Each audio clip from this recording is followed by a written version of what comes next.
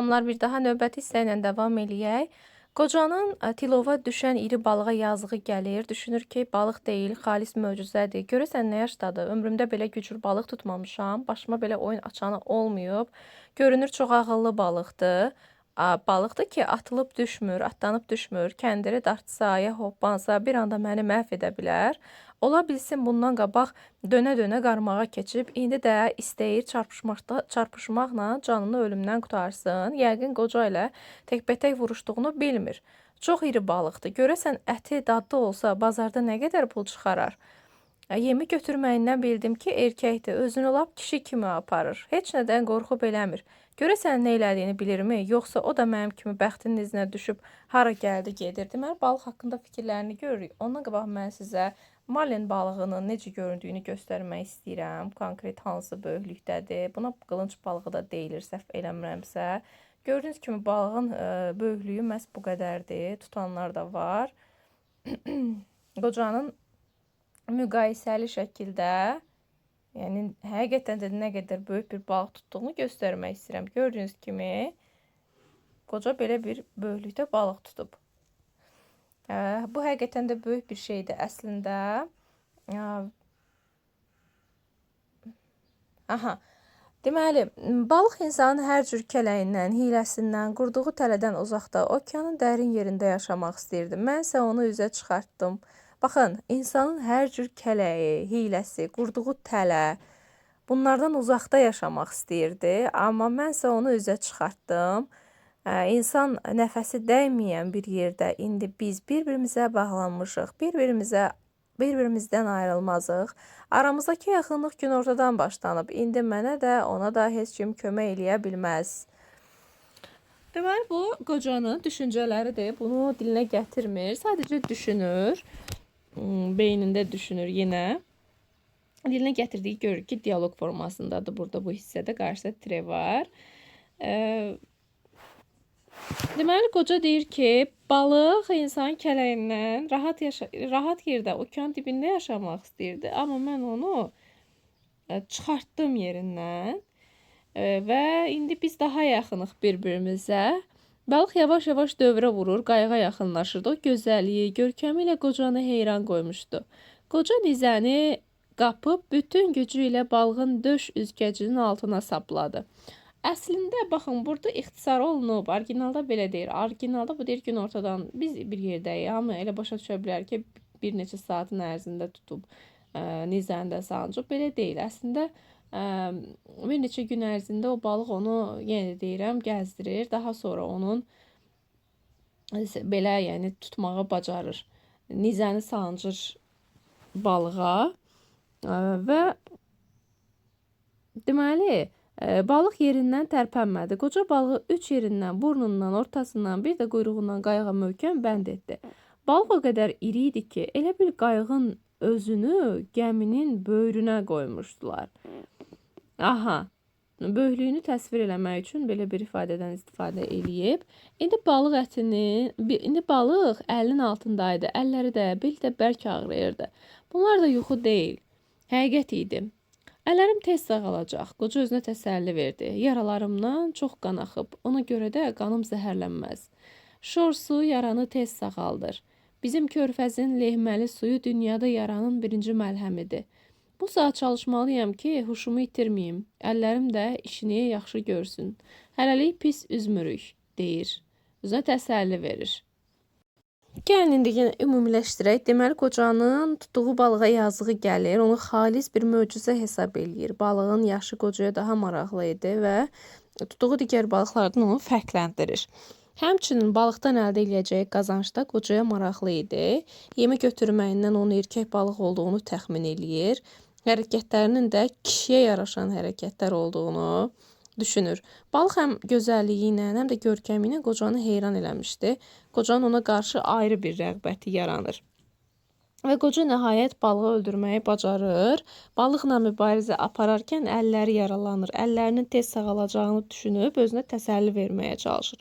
Körfəzin lehməli suyunun dünyada yaranın birinci dərmanı olduğunu düşünür. Balıqla özünü doğma qardaşa bənzədir. Ona hiylə qurduğunu düşünür. Və burada deyir ki, Aha, bu saat çalışmalıyam ki, huşumu itirməyim, əllərim də işini yaxşı görsün. Hələlik pis üzmürük. Balığın ağzı bağlıdır, quyruğu da yaxşı durur. Gah qalxır, gah suya düşür. Doğmaca qardaş kimi yanaşı üzürük. Birdən başı gicəlləndi. Düşündü, görəsən indi kim kimi aparır? Mən onu, ya o məni? Burada da şəkli var həmin balığın. Onu qayığa yükləyib aparsaydım, bu sual ortaya çıxmazdı. Amma indi yanaşı üzürük. Deməli, qayığa yükləməmişdi. Qayığın sadəcə böyrünə bağlamışdı. Əgər qayığa yükləsəydi, köpək balıqları təbii ki, ona hücum eləyə bilməzdi axı. Onun ətindən qopara bilməzdilər. Təsəvvür edin ki, qayığın kənarına yapışdırıb da. O qədər böyükdür ki, qayığa yerləşmir. Ya onda qoca düşməli idi qayıqdan, ya balıq qıraqda dayanmalıdır ki, üzə bilsinlər bir yerdə. Deməli, yəni belə düşünür ki, əgər qayığa yükləsəydim balığı, o zaman bu sualı heç verməyə ehtiyac yoxdur ki, kim kimi aparır. Amma indi yanaşı üzürük. Bir-birimizdə də möhkəm bağlayıq. Nə etmək olar? Balıq məni aparır deyir. Qoy aparsın. Əslində isə mən ona hiylə qurdum. Yazıq balığın fikrindən də keçmirdi mənə pislik eləsin. Onlar tələsmədən rahat-rahat üzürdülər. Qoca əllərini növbə ilə dənizə salıb şor suda saxlayırdı ki, yaraları tez sağalsın. Hər iki əli yaralı idi. Məqsədi də əllərinin təbii ki, tez sağalması idi. Başın gicəllənməsinin həm də qarşısını almaq idi. Göydə topa-topa bulud üzürdü. Qoca göyə baxanda küləyin bütün gecə əsəcəyini anladı. Baxın, yenə onun təcrübəli olduğunu görürük havaya baxaraq. Küləyin istiqamətini, eyni zamanda küləyin əsəcəyini, nə vaxt əsəcəyini bilir. Balıqdan bir an belə gözünü çəkmirdi. Baxdıqca baxıb özünü inandırmağa çalışırdı ki, gördüyü yuxu deyil, gerçəkdir. Yola düşəndən bir saat sonra bir köpək balığı özünü onlara yetirdi. Yırtıcı elə belə gəlməmişdi. Köpək balığı özünü qayığın quyruğuna yetirib həmləyə keçdi. Qoca onun cəhənnəm qapısı kimi geniş açılmış ağzını bənzətməyə baxın. Dəhşət saçan gözlərini gördü. Köpək balığı nəhəng balığın quyruğundan iri bir parça qopardı. Alt çənə üst çənəyə dəyəndə dişləri ilə şaqqıldadı ki, qoca diksindi. Köpək balığının əvvəl başı, sonra da beli sudan çıxdı. Yırtıcı ikinci həmləyə keçdi. Dişlərinin şaqqıltısı yenə eşidildi. Qoca o dəqiqə nizəni onun təpəsinə, gözlərini birləşdirən xətlə burnundan başına qalxan xəttin kəsişdiyi yerə sapladı. Əslində xət filan yox idi. Abı rəngli, kələkötür, yekə kəllə, geniş açılmış iri, yırtıcı gözlər, bir də hər şeyi parçalamağa hazır şaqqıldayan çənə vardı. Zərbə endirilən yerdə köpək balığının beyni yerləşirdi. Ona görə də qoca nizəni qanı axan əlində bərk-bərk tutub, düz oranı nişan almışdı. O, bu zərbəni heç nəyə ümid bağlamadan, amma coşqun bir qətiyyətlə, qəzəblə, tükənməz nifrətlə vurmuşdu. Qoca didilib eybəcərləşmiş balığına daha baxa bilmirdi. Köpək balığı nəhəng balıqdan bir parça qoparanda, qocaya elə gəlmişdi ki, yırtıcı onun özünün ətini yeyir. Balığıma göz dikəni, bax belə öldürərəm. Qoca qürrələndi. Ömrümdə birinci dəfədir belə yekə dişə rast gəlirəm. Doğrudur, bu yaşa çatanacan çoxunu görmüşəm. Amma belə nəhəngi qarşıma çıxmayıb. İşim çox yaxşı gedirdi. Heyf, söz yox, bu gediş uzun sürə bilməzdi. Deməli, birinci köpək balığının hücumu. Qoca onun ağzını cəhənnəm qapısı ilə müqayisə edir. Qayığın quyruğundan hücuma keçir. Balığın quyruğundan bir parça qoparır, ikinci dəfə yenə hücuma keçir. Qoca onunla nizə ilə mübarizə aparır, nizəni onun alnının ortasına vurur. Bu zərbəni heç bir şeyə ümid bağlamadan, amma coşqun bir qətiyyət və tükənməz nifrətlə vurur.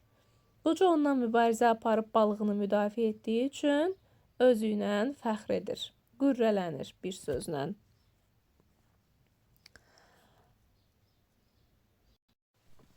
Köpək balığının bu hücumundan sonra qoca başına gələnlərə təəssüf eləyir. Balığı tutmasına, ələ keçirməsinə sevinsə də gözlənilməz bu hücum onun planlarını korruyur. Və qoca deyir ki, orada görək nədir? Deyir ki, bütün bunların yuxu olmasını elə istərdim ki, kaş mən bu azman balığı tutmamış olaydım. Kaş indi çarpayının üstünə qəzet salıb uzanmış olaydım. Demir ha, çarpayının üzərində uzanım, sonra qəzet oxuyum. Deyir ki, çarpayının üstünə qəzet salıb uzanmış olaydım. Daxmada yaşayır axı, çarpayısı yəqin ki, pis vəziyyətdədir. Bərkdən dedi, insan övladı məğlubiyyət üçün yaranmayıb. Onu məhv etmək olar, məğlub eləmək olmaz. Baxın, Hemingway elə bir insandır ki, elə bir yazıcıdır ki, bu yazdığı cümləni birə-bir öz şəxsiyyətinə də aid eləyə bilərik. Yəni, şəxsi düşüncələrinə aid eləyə bilərik bunu yazıcının. Çünki özü, qardaşı, özləri həyatına son qoyub, atası da həmçinin. Özünün həyatına son qoymağının səbəbi isə başqalarına möhtac olaraq, başqalarının üzünə baxıb yazıqcasına kömək istəyərək ölməyə əvəzinə rahat, ayaq üstə ölməyi seçib Hemingway. Ona görə də özü öz həyatına qəsd eləyib. İndi bu deyir ki, insan övladı məğlubiyyət üçün yaranmayıb. Onu məhv eləmək olar, məğlub eləmək olmaz. Balığı öldürməyimə peşmanam, heyfsləndi. Yaxşı bilirəm, bu mənə ucuz başa gəlməyəcək. Həngamənin böyüyü hələ qabaqdadır. Bunun səbəbi oydu ki, köpək balıqları qan iyini tez alan balıqlardır.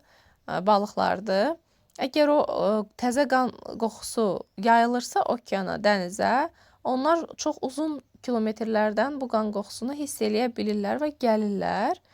Bu ona görə deyir ki, bu mənə baha başa gələcək. Kaş, yəni bunu eləməzdim də. Bərkdən belə deyək də, insan övladının məğlubiyyət üçün yaranmadığını deyir, insanı məhv eləmək mümkün olduğu halda onu məğlub eləmək mümkün olmadığını düşünür. Yəni, fiziki cəhətdən bəzən insanı məğlub eləyə bilərsən, amma mənlə onu məğlub eləmək olmaz, məsəl üçün. Və deməli, daha sonra nə olur? Qayıq 2 saat da üzür, 2 saat idi üzür. Qoca birazca dincəlmək üçün böyrü üstə uzanır, özünə gəlib güc toplamaqdan ötürü balığın ətindən çeynir. Bu ara qayığa yaxınlaşan qoşa köpək balığından birini görür. Vay dədə, deyə dəhşətlə səsləndi. Bu elə belə bağırmaq deyildi. Əlinə qəfil mıx batmış adamın tükürpərdici fəryadına oxşuyurdu. Köpək balıqları şikarı burada səhv yazıblar ha. Tükürpədici yazıb dərslikdə. Amma tükürpərdicidir. Yəni tükləri ürpərdir də o mənada. Köpək balıqları şikarı parçaladıqca qayığı təkanlardan əsim əsirdi qayıq. Demək, köpək balıqları artıq bu balığı, marlin balığını parçalamağa başlayırlar. Nəticədə nə olur? Qayıq əsməyə başlayır. Əsməyə başlayır təkandan. Qoca da heç nə görmür, yalnız eşidib duyurdu, düşmənlərini havaya yerə kötəkləyirdi. Birdən toppuzu da yoxa çıxdı. Onda qoca sükanı dartıb yerindən çıxartdı. Qənimlərinə 2 əli ilə dalbadal zərbə endirməyə başladı. Köpək balıqları indi qayığı 4 yandan araya almışdılar. Qaranlıq keçidə suyun üzündə ağaran nəhəng balığın ətini didirdilər. Parçanı qoparan kimi çəkilir, bir də hücuma keçmək üçün dövrə vurub yenidən qənimətə daraşırdılar. Ən axırda bir köpək balığı dairə vurub nəhəng balığın başına sarı üzdü. Qoca artıq hər şeyin bitdiyini anladı. Yəni artıq köpək balıqlarına məğlub olur. Köpək balığı dişləri nəhəng balığın möhkəm kəlləsinə ilişdirəndə, qoca da sükanı bunun burnunun üstünə indirdi. Sonra dalbadal bir neçə zərbə vurdu. Sükan şaqqıltı ilə sınıb parça-parça oldu. Qoca əlində qalmış dəstəklə balığı bir də vurdu. Dəstək ətə girdi. İkinci zərbəni də eyni yerə tutuzdurdu. Köpək balığı sıçrayıb qaçdı. Bu qayığa sonuncu hücum idi. Artıq yeyiləsi bir şey qalmamışdı. Qoca zorla nəfəs alırdı. Ağzında mis paxırı dadı verən nəsə şirintəhər bir tam vardı. Qoca bir anlığa qorxdu, ancaq bu halı da tez ötüşdü. Qoca artıq tamam əzilib məğlub edildiyini anladı. Qayığın arxasına keçib sınıq sükan dəstəyini yerinə taxdı. Onun işə yaradığına sevindi. Deməli, qayığı idarə eləməyə bir şey vardı. Köhnə kisəni çiyninə salıb oturdu. Sahilə yönaldı. Bu saat qoca heç nə duymur, heç nə düşünmürdü. Hər şey ona yad olmuşdu. Ondan ötürü hər şey geridə qalmışdı. Bir arzusu vardısa, o da doğma sahilə, evə çatmaq idi. Qayıq yaxşı üzürdü. Gecə yarı bir ayrı sürü də nəhəng balığın skeletinə hücum elədi. Ac qarın qulular daraşıb əvvəlkindən qabağından qalma sümüyü gəmirirdi. Əvvəlkilərin qabağından qalma sümüyü gəmirirdi. Qoca onları vecinə də almırdı. Qayığı sürürdü. Özü də, qayığı da nəhəng balığın ağır yükündən qurtulmuşdu. Gözəl qayıqdı. Özünə təsəlli verdi. Möhkəmdir, sınıb eləməyib. Bircə sükanı işdən çıxıb, onu da düzəltmək asandır. İndi gəlin köpək balığının ikinci hücumundan danışaq. Ümumiləşdirək. Köpək balığının ikinci hücumu necə olur? Cüt şəkildə hücum eləyirlər. Qoca dəhşətə qapılır. Əvvəlcə topuzla kötəkləyir onları, sonra topuz yoxa çıxandan sonra sükanı yerindən çıxarıb onunla mübarizə aparır. Balığı parçalayıb yeyirlər. Ən sonunda da başını yeyəndə qoca sükanı onun başına vurur. Sükan parçalanır. Sükanın dəstəyi ilə qətiyyətli hücumu onların qaçmağına səbəb olur. Bu qayığa sonuncu hücumuydu, çünki artıq balığın yeyiləsi hissəsi qalmamışdı. Ondan sonra gələnlər sadəcə sümüyü gəmirməyə başlayırlar. Sümük gəmirirlər də bir sözlə. Bu qayığa sonuncu hücum idi. Qocanın bu hücumdan sonra yeganə arzusu evinə, doğma sahilinə çatmaq idi. Sınıq sükanı yerinə taxanda yenidən şey yaradığını görüb sevinir. Gecə yarısı bir qrup sürü balığın skeletinə hücum eləsə də, qoca bunu təbii qarşılayırdı. Səhər oğlan qocaya baş çəkir, qocanın tutduğu balıq hər kəsin marağına səbəb olur. Bu əsərdə ümumiyyətlə kiçik yaşda uşaqların əməyə alışdırılmasından söhbət gedir. Və insanların işdə uğur qazanmaq üçün çalışması öz əksini tapır. Buradan davam eləyək. Deməli, qoca balıqçı qayığın isti axına girdiyini duydu. Sahil boyu uzanan qəsəbələrin çıraqları lap yaxın görünürdü. O harda olduğunu bilirdi. Bilirdi ki, birazdan evə çatacaq. Səhər tezdən olan komaya baş çəkməyə gəldi. Qapıdan boylanıb baxanda qocanın yatdığını gördü. O qocanın rahat nəfəs aldığını görəndə rahatlandı. Balıqçılar sahildə qocanın qayığını araya alıb qayığa bağlı nəhəng balıq skeletinin tamaşasına durmuşlar. Orijinalda göstərir ki, təkcə balıqçılar yox, orada məsələn restoranda olanlar, orada sahildə olan hər kəs balığa təəccüblə baxırdılar. Bir balıqçı çırmanıb suya girmişdi. Əlindəki iplə balığın boyunu ölçürdü. Deməli, burada qocaya dəstək olan yalnız Manolindir. Manolindən başqa heç kəs qocaya dəstək olmur. Sadəcə orada yaşlı balıqçılar var idi ki, yaşlı balıqçıların ona yazığı gəlirdi. Yaşlı insanlar ümumiyyətlə cəmiyyət tərəfindən qayğı ilə əhatə olunmağına rast gəlinmir burada. Bəzi insanlar dənizə sadəcə gəlir mənbəyi kimi baxırlar. Qoca isə dənizi qarşılıqsız sevir. Onun verdiklərinə qane olur. Yəni dənizin bir növ, yəni bu xüsusiyyəti idi deyir də. Bəzən dəniz alar, bəzən də verər. Və salam, bu qədər. Əsərlə bağlı yığcam sual-cavaba baxaq. Və mən sual verdikcə siz düşünün, cavabı müəyyənləşdirin. Əsərdə qocanın bədii portreti verilirmi? Bəli, verilir.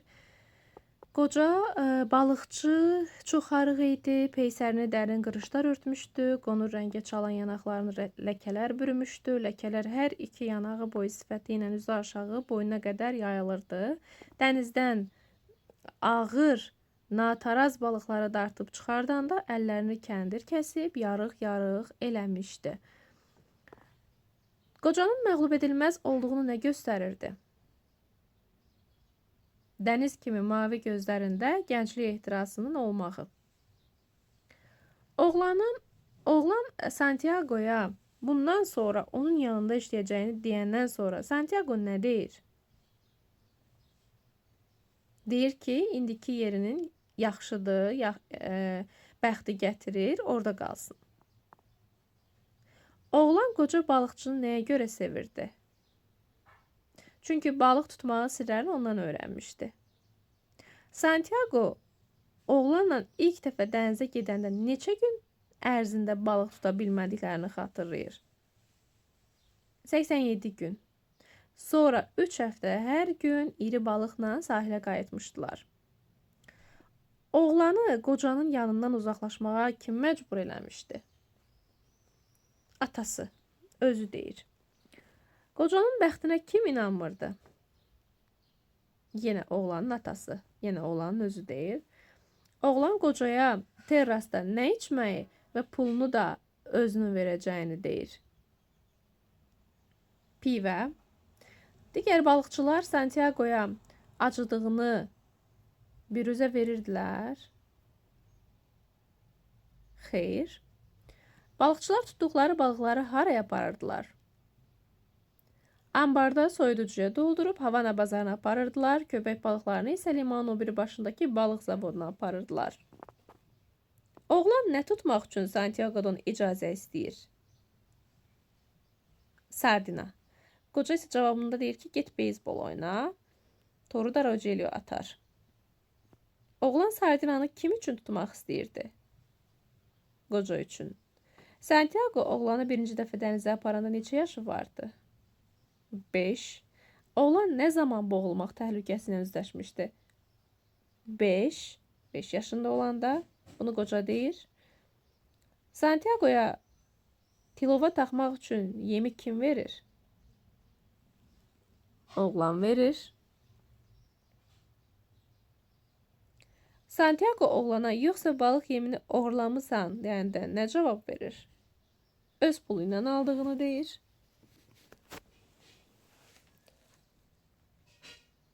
Oğlan deməli, bir dənə